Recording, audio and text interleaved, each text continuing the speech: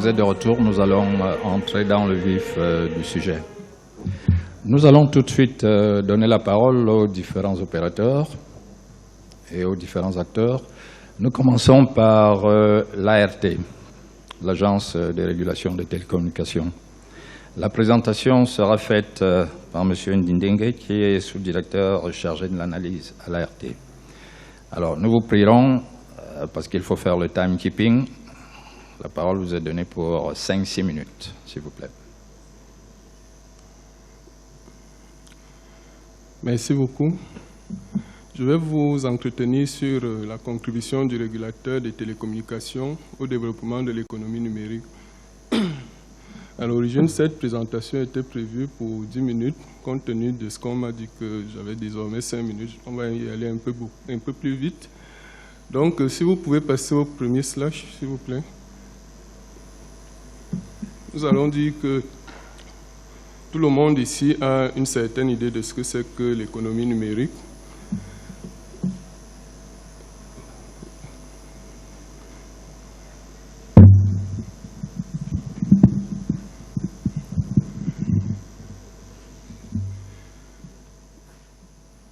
L'économie numérique peut être considérée comme la création de richesses par le canal des technologies du numérique. Sa transversalité favorise la production de l'innovation et l'inclusion sociale. L'économie numérique transforme les modes de vie et participe à l'évolution des usages de consommation dans la société. L'économie numérique, on le sait tous, n'a pas de frontières et a un impact sur tous les secteurs d'activité. La condition préalable à l'émergence d'une économie numérique est que le secteur des télécommunications soit développé. C'est compte tenu de ce fait que le DSC a défini un certain nombre d'objectifs au secteur des télécommunications et TIC à atteindre à l'horizon 2020 pour permettre le développement de l'économie numérique au Cameroun. Nous verrons dans quelle mesure est-ce que ces objectifs sont en train d'être atteints. Toujours est-il que l'action de l'ART en matière de développement de l'économie numérique se situe en droite ligne des objectifs stratégiques du gouvernement. Le gouvernement définit l'ensemble des modalités réglementaires qui organisent le secteur des télécommunications, ainsi qu'un ensemble de stratégies qui permettent la réalisation d'un certain nombre d'objectifs fixés. Il appartient au régulateur de s'assurer que les actions des opérateurs du secteur concourent à la réalisation de ces objectifs. Et c'est le fonctionnement de cette organisation qui permet finalement le développement des télécommunications. Mais concrètement, en quoi est-ce que consistent les missions de l'agent de régulation des télécommunications? Eh bien, l'agent de régulation, conformément à ce que a prescrit la loi, a 3 missions principales: contrôler, suivre et réguler les activités du secteur des télécommunications.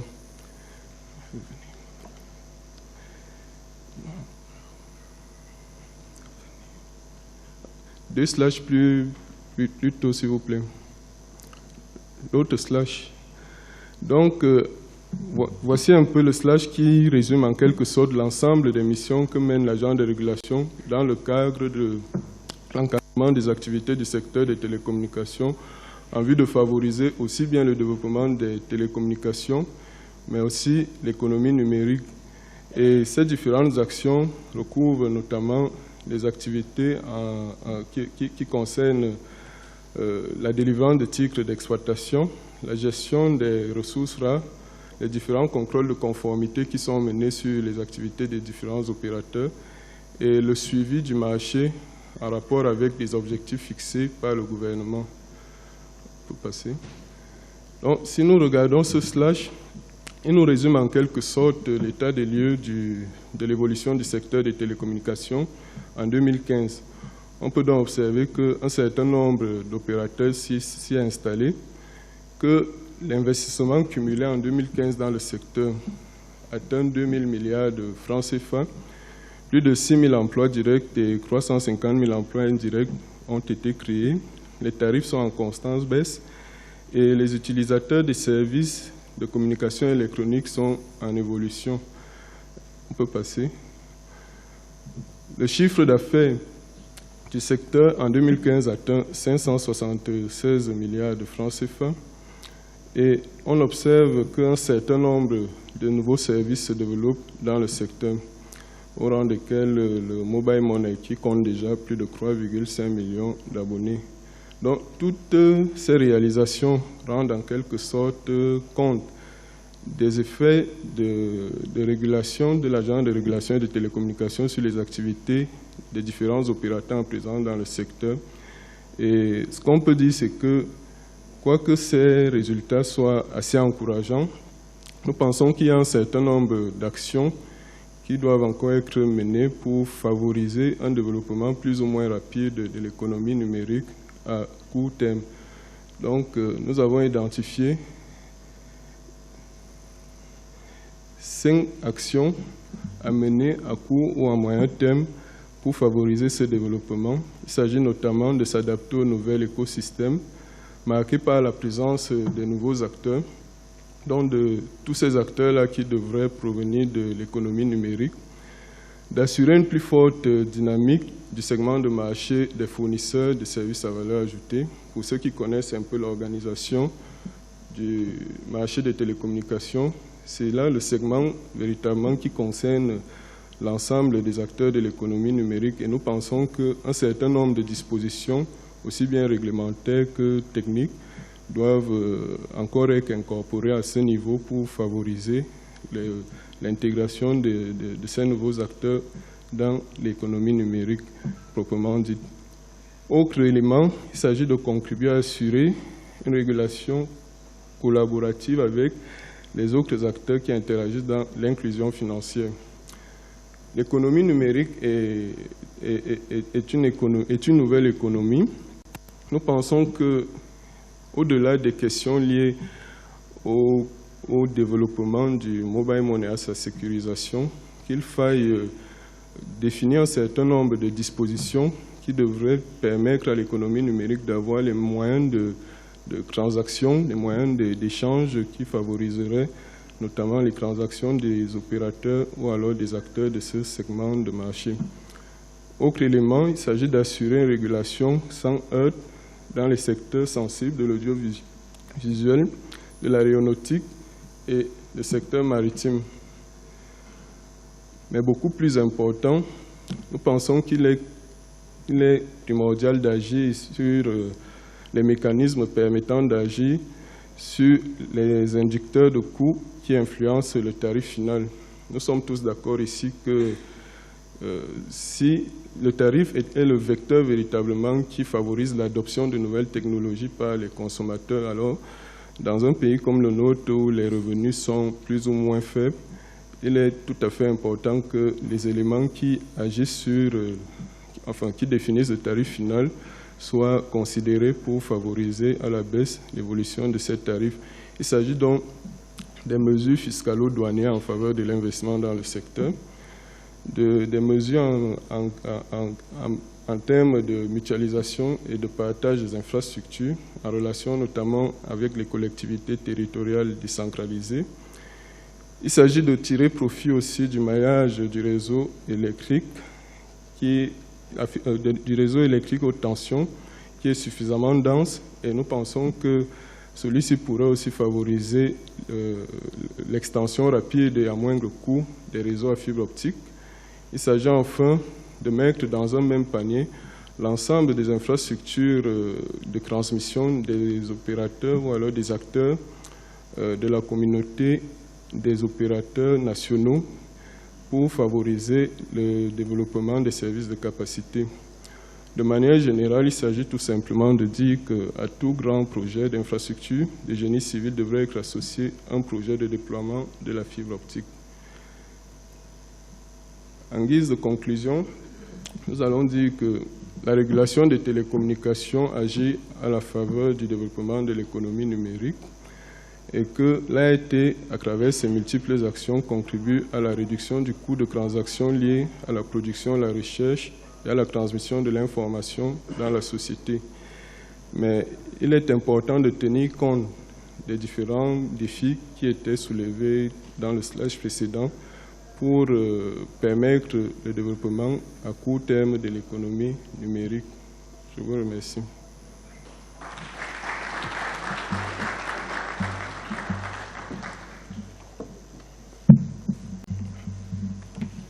Merci. Je voudrais juste informer l'assistance qu'il n'y aura pas d'échange à la suite de ces présentations qui serviront plutôt de matériaux aux travaux en atelier qui vont se déployer cet après-midi. Nous appelons à la tribune l'Antique. Madame.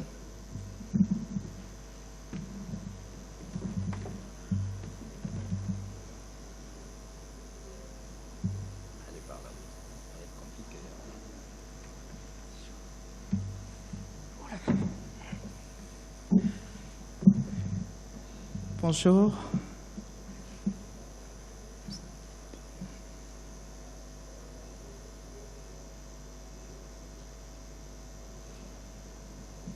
Cette présentation a été préparée par le Dr Ebot, directeur général de l'Antique, qui malheureusement est empêché et qui m'a mandaté pour la faire. Donc vous verrez quelques slides en anglais, certains en français, mais je vais délivrer la présentation si la technique est prête. Je la délivrerai en français. Je suis Aline Bono-Asako, je suis directeur des affaires juridiques à l'Agence nationale des technologies de l'information et de la communication. Alors, je vais vous entretenir sur la cybersécurité comme condition de développement de l'économie numérique, regard sur les missions et les chantiers de l'Antique. En guise de sommaire,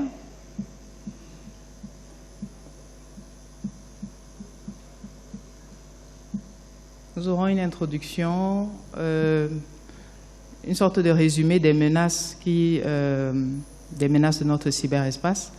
Nous aurons des solutions à ces menaces-là, nous aurons une perspective et puis une petite conclusion. Alors, en guise d'introduction, je dirais que la définition de l'économie en tant que notion isolée n'est pas consensuelle. La définition dépend des courants de pensée et des auteurs, mais elle est sous-tendue quand même par la notion de rentabilité. Alors, si la définition de l'économie n'est pas consensuelle, celle de l'économie numérique l'est encore moins. Donc, pour me risquer à une définition, je dirais que c'est l'économie qui utilise les technologies de l'information et de la communication comme cible ou comme outil pour créer de la valeur. Alors, dès qu'on a créé de la valeur en utilisant les TIC, est-ce qu'on a fait le travail? Il ne me semble pas, parce qu'après, il faut rendre accessibles les services qu'on a mis en ligne. Quand on les a rendus accessibles, est-ce qu'on a fait le travail? Non. Il faut encore amener les personnes qui ont l'habitude d'utiliser ces services-là de manière traditionnelle, aller au marché, acheter les sacs en main comme on a l'habitude de le faire. Amener ces personnes-là à faire le commerce en ligne, par exemple, c'est les convaincre, c'est les mettre en confiance. Et pour qu'on soit tous dans le bain, je vais vous raconter une petite anecdote qui ne va pas être longue. C'est un Camerounais qui s'installe aux États-Unis et qui ouvre un compte dans la banque de son quartier. Quand il ouvre le compte, le banquier lui remet une carte de retrait, une carte Visa. Et sa véranda est juste en face du distributeur automatique de la banque. Alors il voit des retraits, le matin les retraits, le soir les retraits. Et le comble, c'est qu'une semaine après, il y a des cybercriminels qui attaquent le guichet automatique de banque. Alors qu'est-ce qu'il fait? Il rentre à la banque, il rentre au guichet automatique, parce qu'on lui avait bien expliqué que la carte va lui servir à faire des retraits au guichet automatique. Il prend une semaine pour retirer tous ses sous par rapport à la limitation de la journée, et il ramène tous ses sous à l'intérieur de la banque. Il dit au banquier, maintenant, là, il faut garder mon argent à l'intérieur. Il ne faut plus laisser ça là-bas dehors. Parce que dehors, il y a tellement de retraits qu'à un moment, on ne saura plus l'argent de qui est retiré et l'argent de qui a été volé. Donc, tout est dans la confiance qu'on met et qui ne peut, sans laquelle, j'allais dire, l'économie numérique va être très très difficile à mettre en œuvre.